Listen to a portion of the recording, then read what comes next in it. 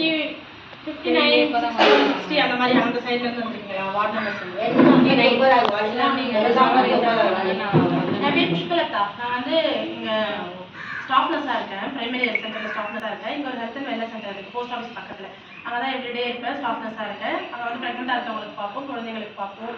அப்புறம் வந்து sugar BP இருக்கவங்க, ஹார்ட் பேஷண்ட்ஸ், தைராய்டு எல்லாருமே இங்கே வந்து பார்த்து டேப்லெட்ஸ்லாம் வாங்கிப்பாங்க. நான் பிஎஸ்சி நர்சிங் முடிச்சிருக்கேன். இங்கே ஒரு 5 இயர்ஸ் ஒர்க் பண்ணிருக்கேன். அவங்க ரிலேஷன் ஒரு 5 இயர்ஸ் ஒர்க் பண்ணிட்டு இருக்கேன். சரிங்களா? இங்கே நிறைய பேருக்கு தெரிஞ்சிருக்காது. இது வந்து நாங்கள் எப்பவுமே மோஸ்டா அவுட் சைட் ஒர்க்குனால வெளியே போயிடுவோம். இல்லை பிரைமரி ஹெல்த் சென்டர் இப்போ கூட அங்கே தான் வர பிரைமரி ஹெல்த் சென்டர்ல இருந்து டியூட்டி சேஞ்ச் ஆகிட்டே இருக்கும். இப்போ மெயினாக வந்து கேன்சர் பற்றி சொல்றதுக்காக தான் கூப்பிட்டுருக்காங்க. எல்லாருமே வந்து 30+ தான் இருப்பீங்க, 30 வயசுக்கு மேற்பட்டவங்களாக தான் இருப்பீங்க. இப்போ வந்து எல்லா கேன்சரை பற்றியும் நம்மளுக்கு தலையிலேருந்து கால் வரைக்கும் எல்லாத்தையுமே கேன்சர் வரும். அவ்வளோ நம்ம தெரிஞ்சுக்க வேண்டிய அவசியம் கிடையாது. நம்ம மெயினாக தெரிஞ்சுக்க வேண்டியது 3 கேன்சர் தான். எதுக்காக இந்த 3 கேன்சரை பற்றி சொல்கிறோம்னா, இந்த 3 கேன்சரும் குணப்படுத்தக்கூடியது, வராமலும் தடுக்கலாம். மற்ற கேன்சர் அந்த மாதிரி வராமல் தடுக்க முடியாது, குணப்படுத்தவும் கஷ்டம் தான். ஓகேங்களா? இந்த 3 கேன்சரை பொறுத்த வரைக்கும் இதை நம்ம வராமலும் தடுக்கலாம், வந்துச்சுன்னா சீக்கிரமாகவும் குணப்படுத்தலாம். என்னென்ன கேன்சர்னா, ஓரல் கேன்சர், வாய் புற்றுநோய்.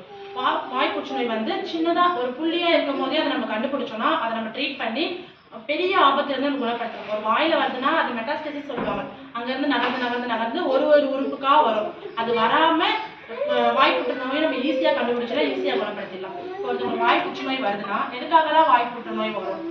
மோஸ்டா ஸ்மோக் பண்றவங்க, ஆல்கஹாலிக்கா இருக்கவங்க, வாயில வந்து ஒரு ஓரல் ஹைஜீன் இல்லாம வாய் சுத்தமா வச்சுக்காம இருக்கவங்க, வாயில வந்து சின்னதா ஒரு புள்ளியா ஒன்று வந்திருக்கும். நம்ம என்ன செய்வோம்னா, இது வந்து விட்டமின் டெஃபிஷியன்சியால இந்த மாதிரி நம்மளுக்கு வாயில புண்ணு வந்திருக்கு அப்படி சொல்லி நம்ம நினைச்சுக்கிட்டு அதை ட்ரீட் பண்ணாம அப்படியே விட்டுருவோம். அது வந்து பெருசாயிட்டு சரியா ட்ரீட் பண்ணாத எந்த ஒரு காயமா இருந்தாலும் அதோட ஃபைனல் ஸ்டேஜ் கேன்சர்ல தான் போய் முடியும்.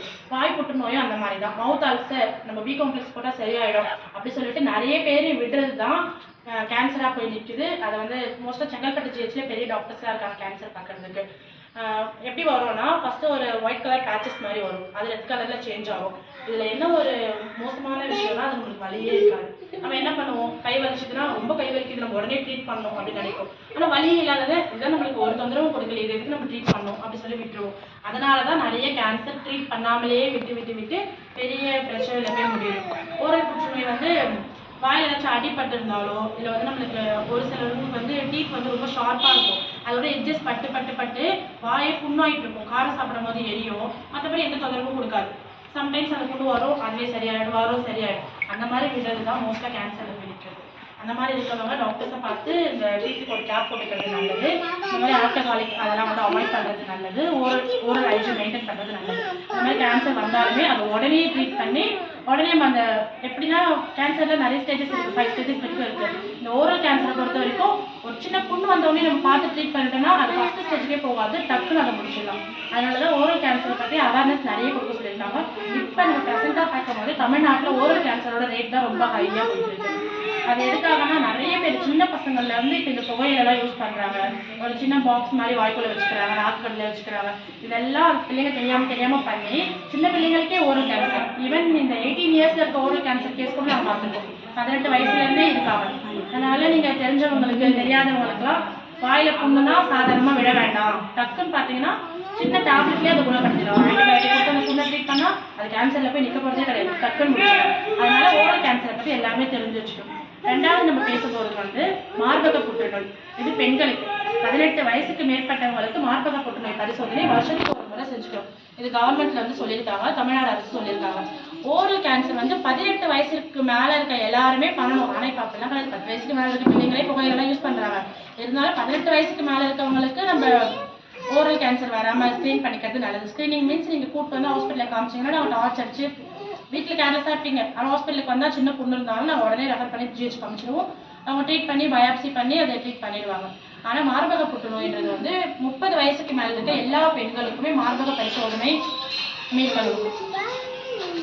30 வயசுக்கு மேலே இருக்க எல்லா பெண்களுக்குமே மார்பக பரிசோதனை எடுத்துக்கிறது ரொம்ப நல்லது. அது வந்து சுய மார்பக பரிசோதனை நீங்கள் பண்ணிக்கலாம்.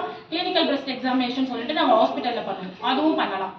ஃபோட்டோ வந்து 3rd day or 5 days அந்த 5th டேல வந்து நீங்க ஸ்கிரீனிங் பண்ணலாம். இது வந்து லாங் பிரஸ் பண்ணாதான் ஃபிளாஷ் வரும். உங்க பாத்ரூம்லயே ஒரு மிரர் முன்னாடி நின்றுட்டு உங்களோட எப்படி பண்ணுவீங்களோ அந்த மாதிரி கிளாக் வைஸ் இப்படி கை வச்சு இப்படி பண்ணக்கூடாது. எப்பவுமே இப்படி ஃப்ளாட் சர்ஃபேஸில் தான் பண்ணணும். அழுத்தி அழுத்தி பண்ணும்பொழுது உங்களுக்கு வந்து ஏதாச்சும் கட்டி மாதிரி தட்டுப்பட்டாலோ இல்லை உங்களுக்கு ஏதாச்சும் டிஸ்சார்ஜ் வந்தாலோ அதை நம்ம கேர்லெஸ்ஸாக விடவே கூடாது. நிறைய மார்பகத்தில் வந்து ஃபைப்ராய்டு தான் வரும், கொழுப்பு கட்டின்னு சொல்லுவாங்க. பெண்களுக்கு கொழுப்பு கட்டி அதிகமாக மார்பகத்தில் வரும். சரியாக ட்ரீட் பண்ணாத கொழுப்பு கட்டி தான் போயிட்டு கேன்சர் கட்டியில் நிற்கும். அதனால நீங்கள் கை வச்சு பார்க்கும்பொழுது இது எதுக்காக 3வது நாள் 5வது நாள் பண்ண சொல்கிறோன்னா, மோஸ்ட்டாகவே பீரியட்ஸ்க்கு முன்னாடி எல்லாருக்குமே வந்து ஒரு பிரெஸ்ட்டில் ஒரு பெயின் இருக்கும். அந்த பீரியட்ஸ் டைமில் ஒரு ஹார்மோனல் சேஞ்சஸ்னால ஒரு பெயின் இருக்கும். அது நீங்கள் நார்மலாகவே வலிக்கும் போது நீங்களே பயப்படுவீங்க, ஐயோ வலிக்குது ஏதாச்சும் பிரச்சனையாக இருக்குமோ அப்படின்னு நினச்சிப்பீங்க. டிஸ்சார்ஜஸ்லாம் வரதான் செய்யும். இதுவே பீரியட்ஸ் முடிஞ்சு நீங்கள் பார்க்கும்பொழுது ஹார்மோன் எல்லாமே நார்மலாகிட்டு இருக்கும், அந்த ரெகுலேஷனும் கரெக்டாக இருக்கும். அந்த டைமில் உங்களுக்கு கட்டி மாதிரி தெரிஞ்சாலோ இல்லை டிஸ்சார்ஜ் மாதிரி இருந்தாலும் கண்டிப்பாக அது வந்து ஒரு அப்நார்மல் தான். அதை நீங்கள் போயிட்டு தாம்பரம் ஜிஹெச்சில் பார்த்தீங்கன்னா மேமோகிராஃபி பண்ணி பார்ப்பாங்க. ஒரு ஸ்கேன் மாதிரி பண்ணி பார்த்துட்டு பயாப்சி எடுத்து பார்த்து செக் பண்ணி கண்டுபிடிச்சிடுவாங்க. இந்த மாதிரி மார்பக புற்றுநோயுமே முன்னாடியே நீங்கள் டிடெக்ட் பண்ணீங்கன்னா அந்த பாட்டை மட்டும் நீங்கள் கட் பண்ணி எடுத்து பயாப்சி பண்ணி பாசிட்டிவ் வந்துச்சுன்னா ஈஸியாக அதை ரிமூவ் பண்ணிட்டு போயிடலாம். ஃபைப்ராய்டாக இருந்தாலும் ஈஸியாக ரிமூவ் பண்ணிட்டு போயிடலாம். அது அடுத்த இடத்துக்கு பரவறதுக்கு முன்னாடி இதை நம்ம தடுத்துடலாம். அதுக்காக தான் மார்பக புற்றுநோய்க்கு இவ்வளோ இம்பார்ட்டன்ஸ் கொடுக்குறது. மார்பகம்னா மார்பகம் மட்டும் கிடையாது, அந்த புற்றுநோய் ஆக்சிலாக்கும் பரவும், உங்களோட அக்கல் பகுதிக்கும் பரவும். அதனால ஸ்கிரீனிங் பண்ணும்போது கிளாக் வைஸ் 2 மார்பகமும் பண்ணிட்டு கை 2த்தையும் தூக்கிட்டு கையை சுற்றியும் பண்ணணும். பண்ணீங்கன்னா உங்களுக்கு முன்னாடியே இது கண்டுபிடிச்சிடும். இது வந்து நம்ம பிரைமரி இந்த போஸ்ட் ஆஃபீஸ் பக்கத்தில் ஹெல்த் சென்டர் இருக்குல்ல, அங்கே வந்தீங்கன்னா நாங்களே பண்ணி கொடுப்போம். சரிங்களா? அடுத்து கர்ப்பப்பை புற்றுநோய். கர்ப்பப்பை புற்றுநோய் தான் இருக்கிறதுலே ரொம்ப முக்கியமானது, ரொம்ப டேஞ்சரானது, அதுவும் எளிதில் குணப்படுத்தக்கூடியது, சீக்கிரமாக கண்டுபிடிக்கக்கூடியது. கர்ப்பப்பை வாய் புற்றுநோய்னா எப்படின்னா, கர்ப்பப்பையில புற்றுநோய் வராது. அந்த என்ட்ரன்ஸ் இருக்குல்ல, சர்விக்ஸ் சொல்லுவாங்க. இந்த சர்விக்ஸை ஒரு சின்ன புள்ளியா ஆரம்பிக்கும். அது எதனால வருதுன்னா, ஹியூமன் பேப்பிலோமா வைரஸ்னு ஒரு வைரஸ் இருக்கு. அந்த வைரஸ் வந்து மல்டிபிள் பார்ட்னர்ஸ் அந்த மாதிரி வச்சுக்கிறவங்க, ப்ளஸ் மென்சுரல் ஹைஜீன் சரியாக ஃபாலோ பண்ணாதவங்க, இந்த மாதிரி வெளியிருந்து ஃபுட்டு சாப்பிட்றது, ஹைஜீனாக இல்லாமல் ஹார்மோனல் ப்ராப்ளம்ஸ்லாம் கூட வரும். ஒரு வைரஸ் வரும், அதை நம்ம சரியாக ட்ரீட் பண்ணாமல் விட்டிங்கன்னா அது கேன்சராக கன்வெர்ட் ஆகும்.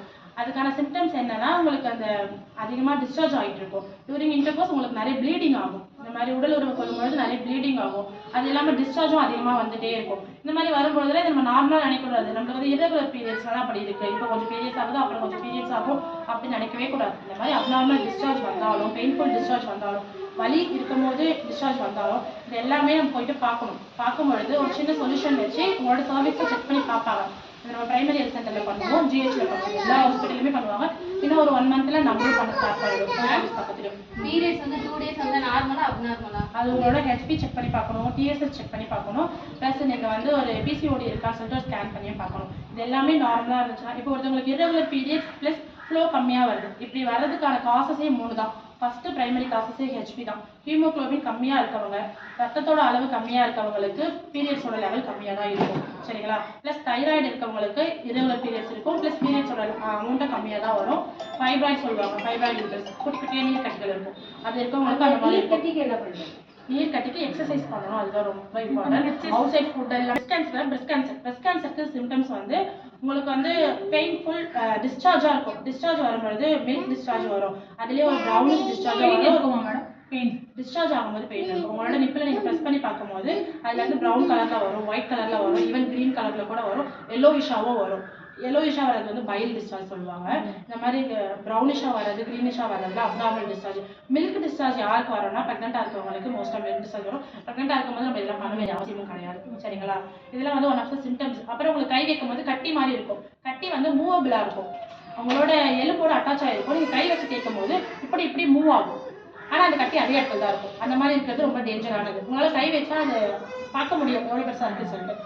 அதெல்லாம் தான் ஒன் ஆஃப் த காசஸ். இதுக்கு சர்விக்கல் கேன்சருக்கு காசஸ் என்னன்னா ப்ளீடிங்.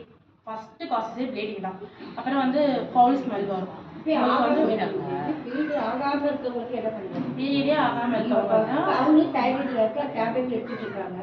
நீர் கட்டிக்கு எப்படி இருக்கோ பரவாயில்ல, நார்மலாக இருக்குது, ப்ராப்ளம் இல்லை. இப்போ அவங்களுக்கு இதுவே ஆக மாட்டேங்குது. அப்போ என்ன பண்ணுறது? ஹெச்பி பார்த்துட்டாங்களா?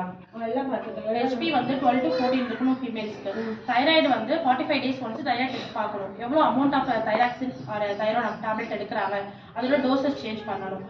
ஃபைப்ராய்ட்ஸ் வந்து சரியாகாது, மாறி மாட்டி நீர் கட்டிக்க வந்துனே தான் இருக்கும். அவங்க எக்ஸசைஸ் பண்ணிகிட்டே இருக்கணும். நார்மல் வெயிட்லேருந்து எக்ஸசைஸ் பண்ணணும், வாக்கிங் போகணும், ஃபுட் ஹேபிட்ஸ்லாம் சேஞ்ச் பண்ணணும்.